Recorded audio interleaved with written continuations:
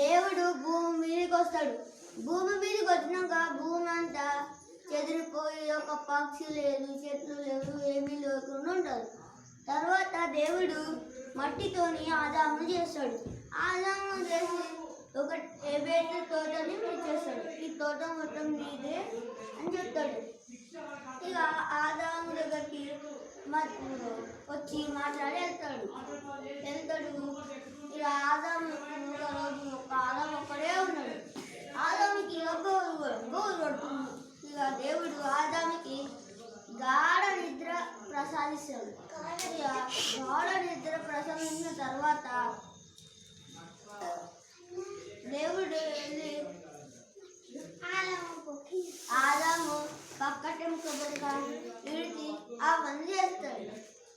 ఆదాము లేచిన తర్వాత చూసి ఈమెవ్వరు అంటాడు.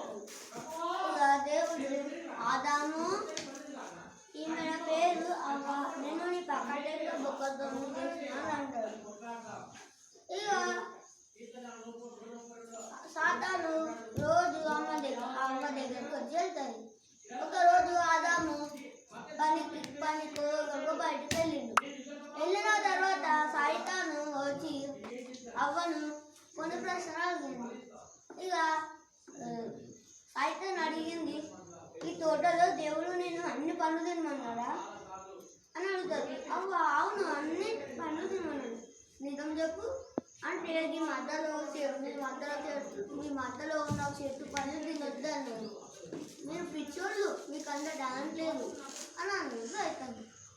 ఇక దేవుడు తినొద్దన్నాడు కదా, నేను తినను అని అన్నాడు.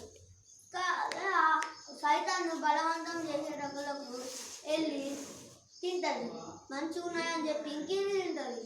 ఇక తిన్నాక మిగిలిన ఆదాముకి ఇస్తారు. ఆదాము తింటుండు. ఆదాము ఇట్లా తిన్నాడో లేదో దేవుడు పిలుస్తాడు, ఆదామా అని.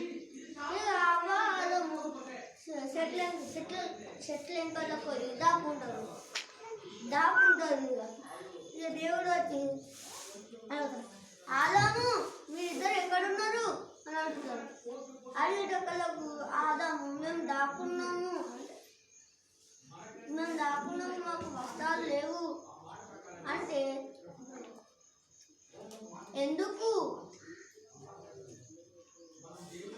ఎందుకు మీకేమైంది అని అంటాడు.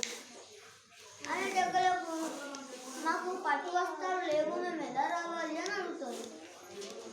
ఇక దేవుడు అంటాడు, నేను తినదాము పనులు తిన్నాను కదా అంటే ఆదాము అవ్వ తిన్నది, అవ్వ తిని నాకు తినింది ఇదంతా అవ్వ తప్పే అన్నట్టు మాట్లాడతాడు.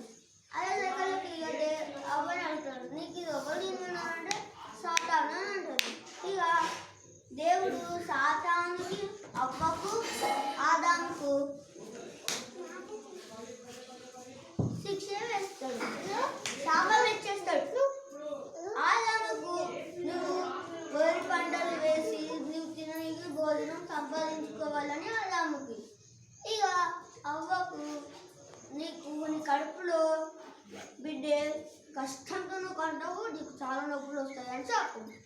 సర్పముకు నువ్వు కడుపుతోనే దేపుకుంటూ నీకు వెళ్ళాలి.